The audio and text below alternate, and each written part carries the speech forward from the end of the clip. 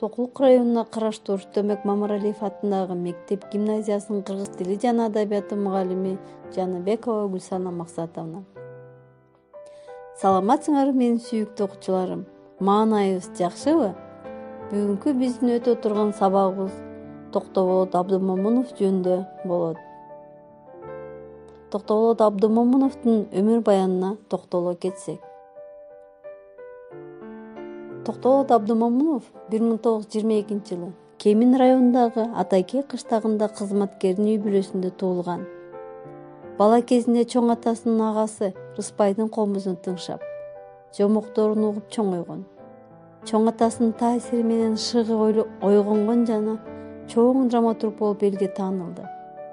1938-жылы Фрунзедеги медициналык окуу жайга кирип, аны бүтүп, Гүлчө, азыркы Алай районуна караштуу Жошолуу айылдык советинде фельдшер пунктунун башчысы болуп иштеди.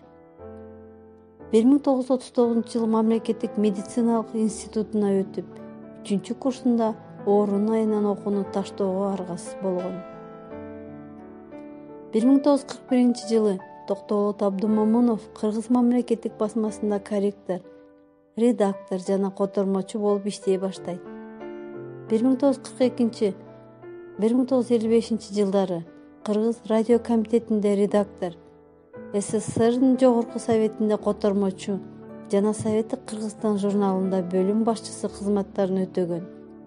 Ошентип ал 1945-жылдан баштап драма жазууга аракет кылат. Токтоболот Абдымомуновдун драмалык чыгармаларынын тематикалык багыты ар түрдүү. Жанрлык, композициялык, стилдик изденүүлөрү бай.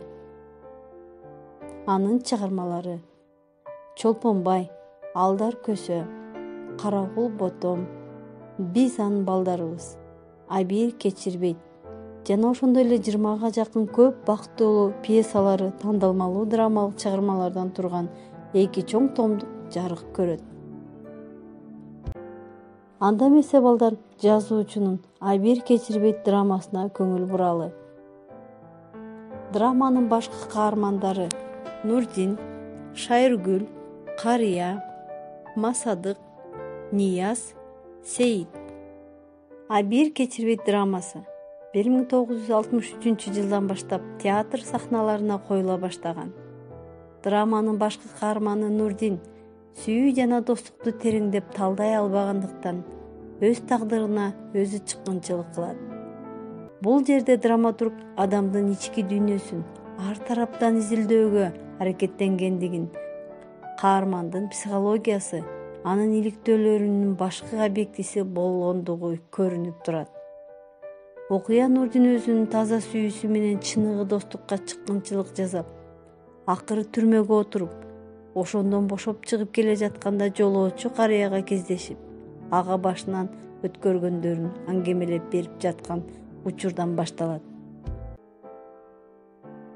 Драмадагы каармандардын жорук жосундары, журум-турумдары тазалык менен ыпластык тууралуу корутунду чыгарууну талап кылат.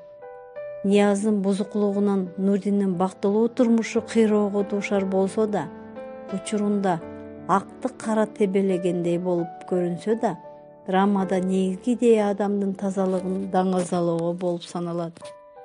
Шайыргүлдү чыныгы сүйүүдөн ажыратып, Масадыкты майып кылган өзүнүн Абийир экенин туюп, муну эч убакта кечирүүгө болбой тургандыгын билдирет.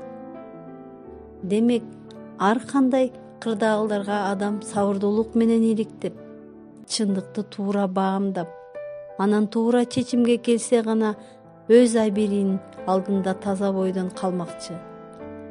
Антпесе Абийирине балта чаап коюшка болот экен.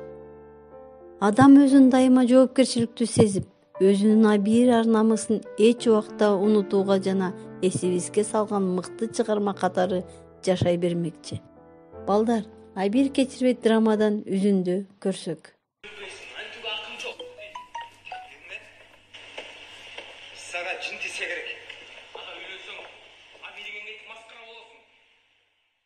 Үй тапшырма.